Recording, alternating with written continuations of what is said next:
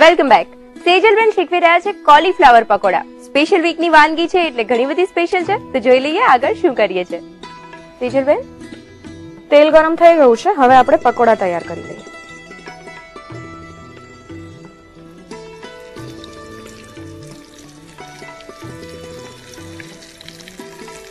ફ્લાવરના single piece ઉપર જ જે લોટ આપણે લીધો છે એનું એક સેમી ડ્રાય સેમી લિક્વિડ પ્રકારનું લેયર આવી ગયું છે, ડાયરેક્ટલી એને જ તળી લઈએ છે. રાઈટ, એટલે એકદમ ક્રિસ્પી થશે. આપણે જે બેટર બનાવીને એમાં ડીપ કરીને પકોડા કરીએ એ થોડો ટાઈમ પડ્યા રહેતા પોચા પડી જાય છે, પણ આ લાંબો ટાઈમ સુધી ક્રિસ્પી રહેશે.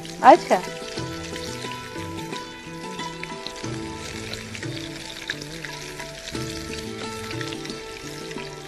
પ્રિપરેશન દરમિયાન મસાલો પણ બહુ જ થોડો ઉમેરીએ છીએ, બહુ ઝાઝા પ્રકારના મસાલા પણ એડ નથી કરતા, તો ટેસ્ટ કેવો આવશે આનો?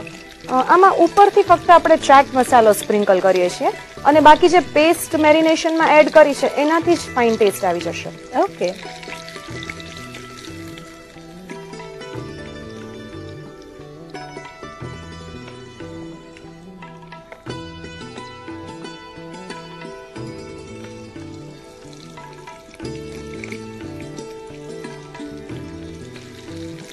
કેવા તળવાના છે ફ્લાવરને? ગોલ્ડન બ્રાઉન કલરના તળવાના છે. એકવાર તેલ ગરમ થઈ જાય પછી થોડો ગેસ મીડિયમ હીટ પર રાખીને તળીશું, કારણ કે આપણે ફ્લાવર કાચા લીધા છે, રાઈટ, કુકડ નથી લીધા, એટલે થોડો ફ્લાવરને કુક થવા માટે ટાઈમ લાગશે. ઓકે,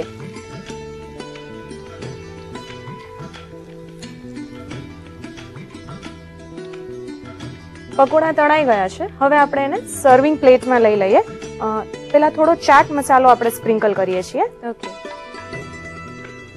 પકોડા ગરમ હોય ત્યારે જ ચાટ મસાલો સ્પ્રિંકલ કરી દેવાનો છે.